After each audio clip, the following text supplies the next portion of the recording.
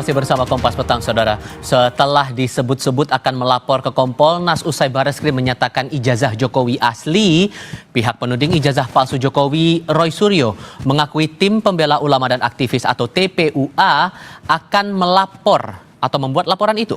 Menurut Roy, TPUA akan meminta Kompolnas mengawasi cara kerja Bareskrim usai pihaknya meminta gelar perkara khusus terbuka atas dugaan ijazah palsu Presiden ke-7 Joko Widodo. Gelar perkara khusus terbuka yang dimaksud yakni dengan mengundang pihak pelapor dan terlapor sekaligus memberi akses kepada wartawan. Roy sendiri mengaku dirinya hanya berstatus sebagai ahli yang membantu TPUA dalam mengusut kasus ijazah Jokowi.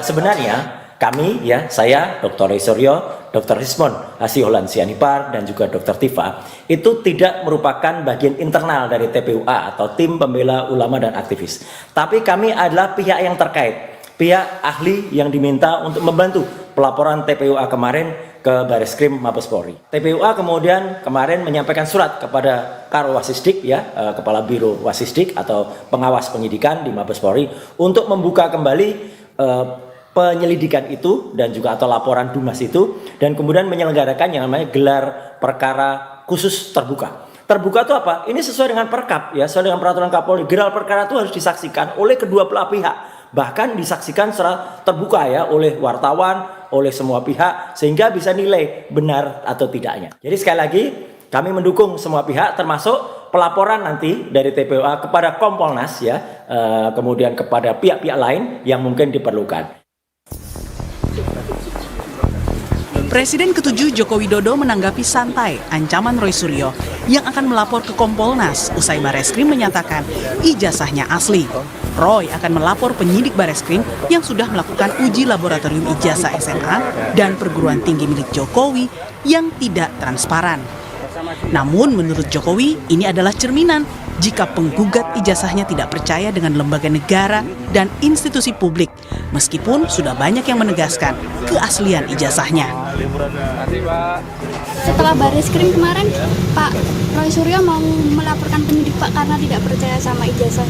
Ya, UGM nggak dipercaya, Bareskrim nggak dipercaya, KPU nggak dipercaya, terus yang mau dipercaya siapa? Sebelumnya, Roy Suryo kerap mempertanyakan SOP Puslapor Polri yang memutuskan ijazah Jokowi identik dengan materi pembanding tanpa mengundang para ahli dan dilakukan secara transparan. Alhasil, Roy pun meminta kinerja Bareskrim yang menguji ijazah Jokowi untuk dievaluasi dan diawasi oleh Kompolnas. Saya kira ini perlu disampaikan nanti kalau Bareskrim juga tidak diuji loh ya. Beliau nanti akan ada juga yang menguji apakah Kompolnas atau apa nanti ketika diperiksa. Apakah benar prosedur itu jalan dengan semestinya atau kemudian tidak presisi.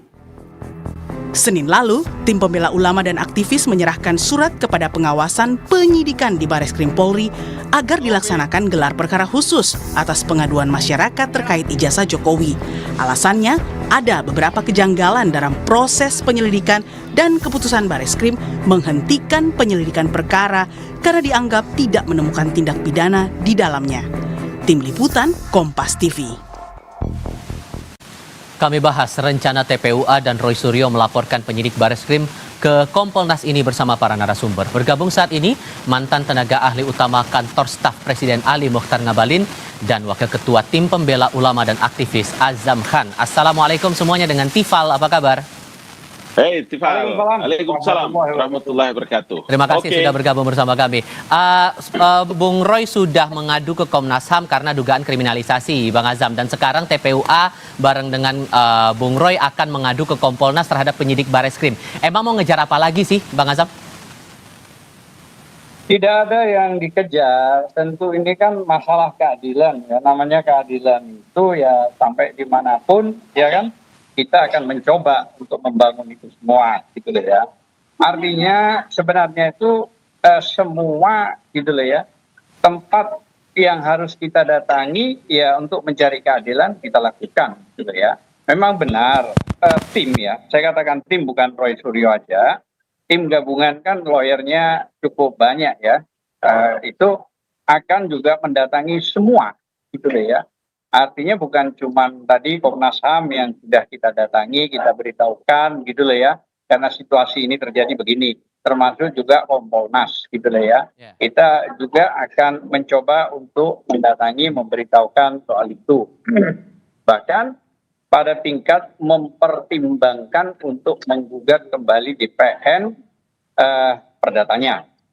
Jadi beberapa memang hari yang lalu kita sudah mendatangi Mabes Polri untuk mengajukan gelar perkara khusus ya, sesuai Perkap Kapolri gitu ya. Kan ada dua, itu gelar perkara biasa dan gelar perkara khusus. Jadi diperbolehkan secara khusus kita mengajukan dan sudah diterima, bahkan semua sudah kita berikan ke Wasidik dan semua lah ya, tembusannya bahkan Presiden dan ya Kapolri gitu lah ya. Oke. Jadi saya butuh penegasan lagi. Jadi sesungguhnya yang Anda ingin adukan ke Kompolnas itu goalnya buat apa? Ya, tentang sebuah keadilan.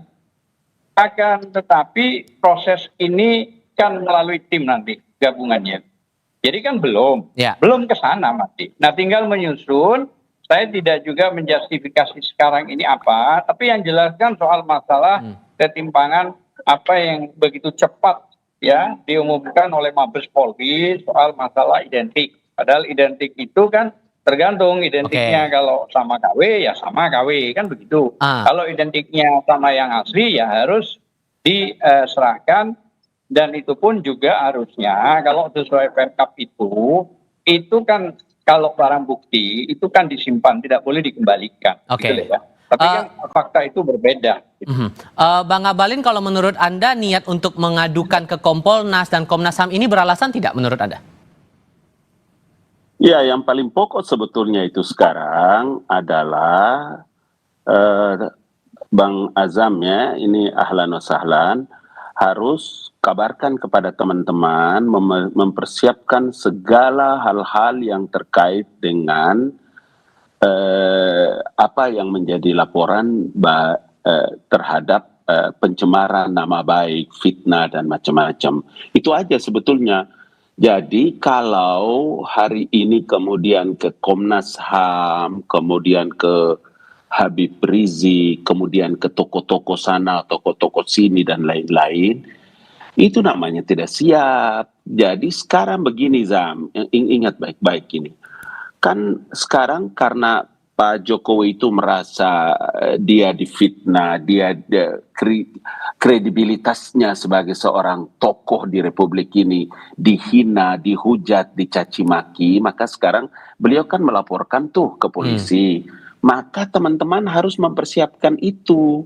Apa yang menjadi tuntutan, kemudian bagian yang mempertanggungjawabkan itu. Jadi kalau begini cara kawan-kawan ke Komnas HAM, ke toko ini, ke sana, kemari, itu nanti penilaiannya tidak bagus. Itu juga sebabnya kenapa kita harus memenuhi undangan Kompas TV atau teman-teman. Kenapa? Karena saya terus terang ingin mengatakan bahwa ini kan sudah terjadi efek kebenaran ilusi ini. Kebohongan yang berulang-ulang itu menjadi kebenaran. Kasihan masyarakatnya. Bayangkan, indikator politik Indonesia itu kemarin melakukan survei itu kan 66 sekian persen loh yang tidak percaya kalau Jokowi Presiden ke-7 itu melakukan pemalsuan atas ijazahnya. Dan menurut Anda bukti apa yang selama ini tidak kuat dibuktikan oleh teman-teman TPUA? Iya dong, karena kan mereka yang menyebutkan bahwa ijazah Jokowi itu kan palsu. Kalau mereka menyebutkan ijazah Jokowi itu palsu, maka dia harus bisa menunjukkan ini loh yang benarnya. Yang ada di tangan Jokowi itu palsu, ini loh yang benarnya. Kan begitu, dalilnya kan begitu. Dia harus membuktikan. Tidak perlu datang ke sana kemari, ke Komnas HAM, membutuhkan international network, kemudian melakukan apa istilahnya itu, digitalisasi untuk... Nggak penting. Saya itu begini loh bro, ingat ya, pada waktu saya caleg, ijazah SMA saya itu diragukan oleh KPU. Maka institusi yang mengeluarkan ijazah itulah yang bisa membenarkan. Maka saya ke Makassar, ke Madrasah Muallimin Muhammadiyah di Makassar untuk bisa mendapatkan tanda tangan dan macam-macam. Ya. Sekarang UGM sudah mengeluarkan, sudah memberikan klarifikasi. UGM telah menyatakan itu semua. Apalagi Nah, itulah yang saya selalu bilang, masa sih isu ijazah palsu ini kok begini panjang sih, hampir Oke. 10 tahun deh. Bang Gitu loh Azam. maksud saya. Bang Azam dianggap Ya. tidak siap, pembuktiannya tidak kuat, ditambah lagi Pak Jokowi bilang kalau udah nggak percaya sama Bareskrim, mau percaya siapa lagi? Gimana ngerespon itu? Ya, bagus itu. Ini bukan persoalan itu. Jadi yang paling penting itu, kalau ini dianggap sederhana, apalagi tadi Bang Gambalin bilang nggak usah ke sana lah ke sini. Lah kalau nggak usah ke sana ke sini lah kan memang kenapa sih kalau datang ditunjukkan nggak usah pakai pengacara, begitu banyak nggak usah juga ke Bareskrim. Udahlah, orang sekarang Jokowi presiden itu mulai dari wali kota 2 kali sampai gubernur dan ini sudah 20 tahun lebih, sudah artinya dipilih oleh rakyat. Apa susahnya memberitahukan kepada publik tentang ijazahnya? Misalnya dikumpulin semua di satu tempat lah, mau di Hotel Borobudur, mau di mana terserah, panggil semua ahli IT, panggil semua jurnalis untuk inilah ijazah saya, inilah wisuda saya, inilah ini. Silakan difoto, dijelaskan, artinya komplit lah.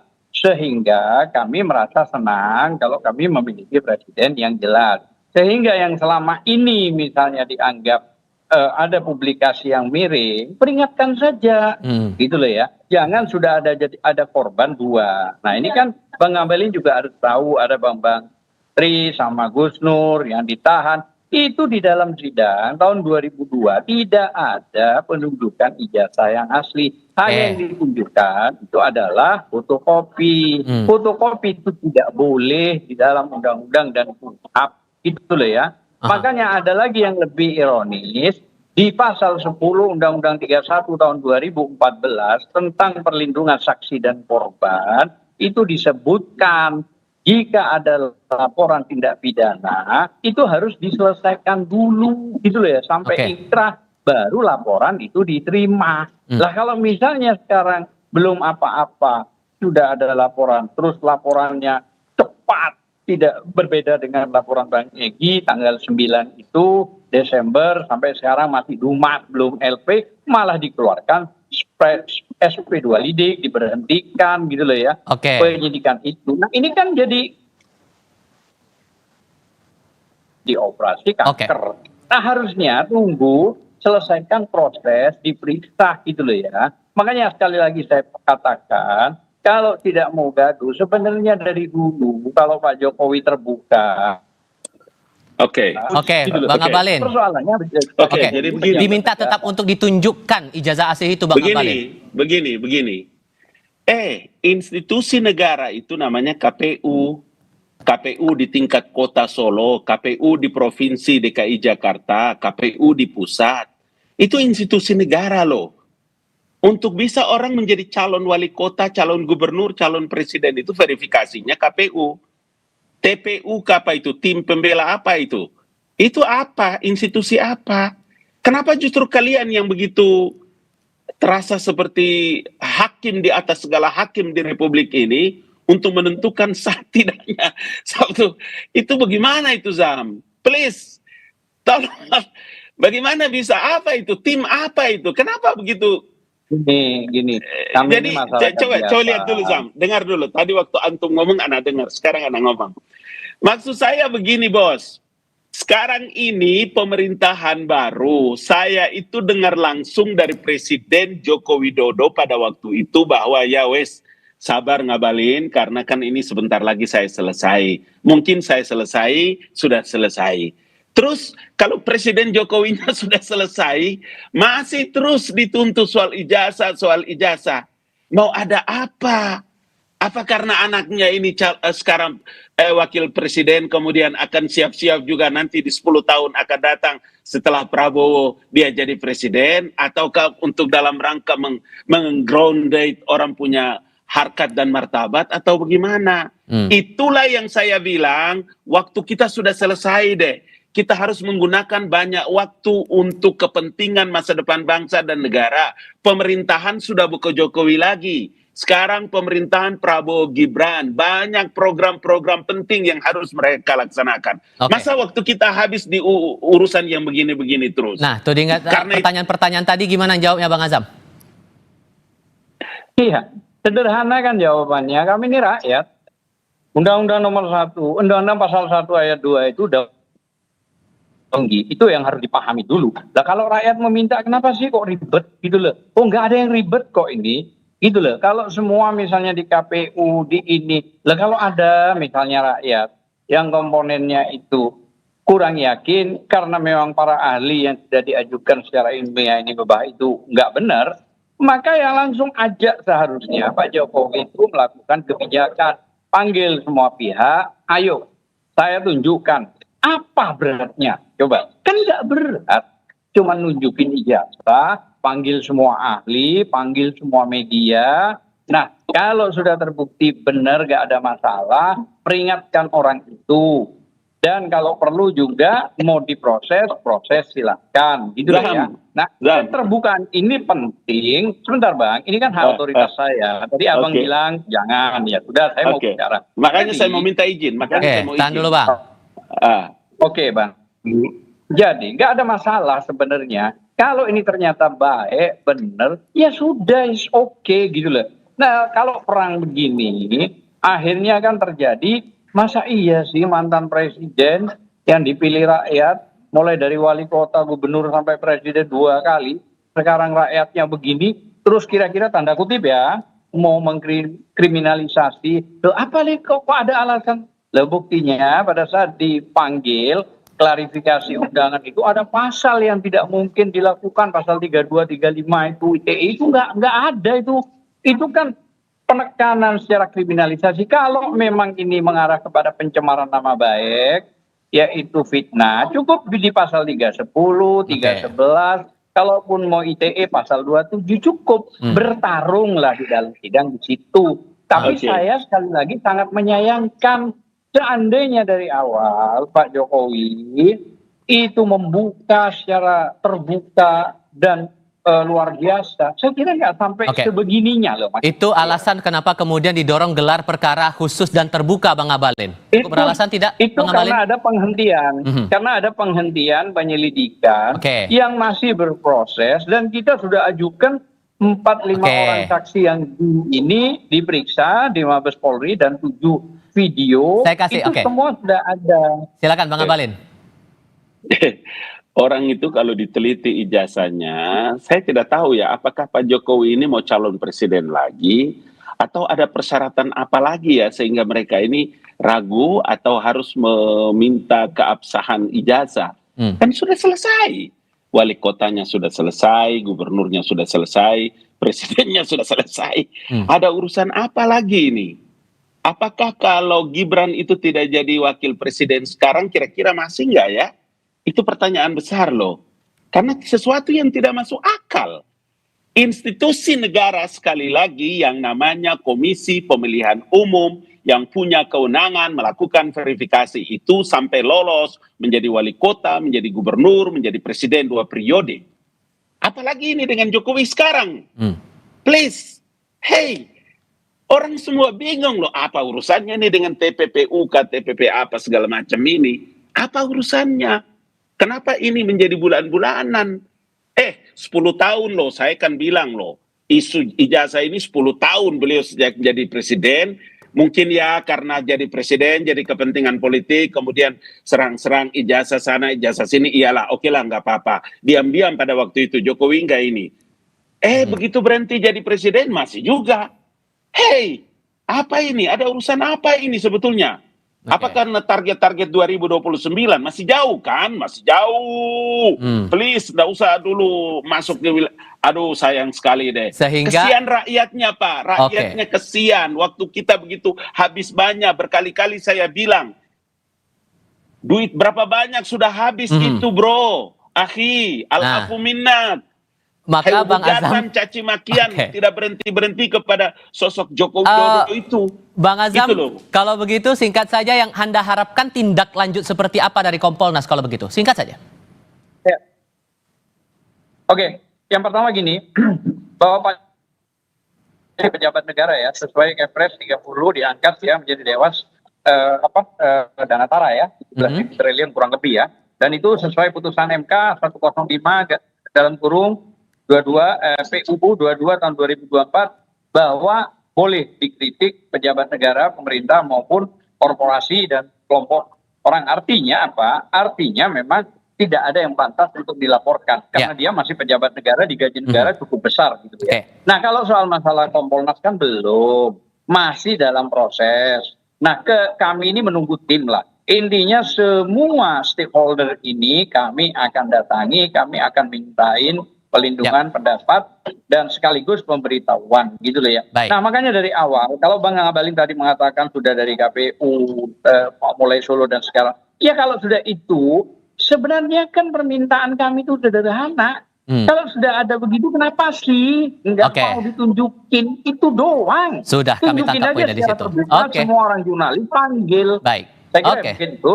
Terima kasih. Bang Azam dan Bang Ngabalin, terima kasih sudah berdiskusi bersama kami. Sehat selalu semuanya. Assalamualaikum. Ya, Waalaikumsalam warahmatullahi wabarakatuh.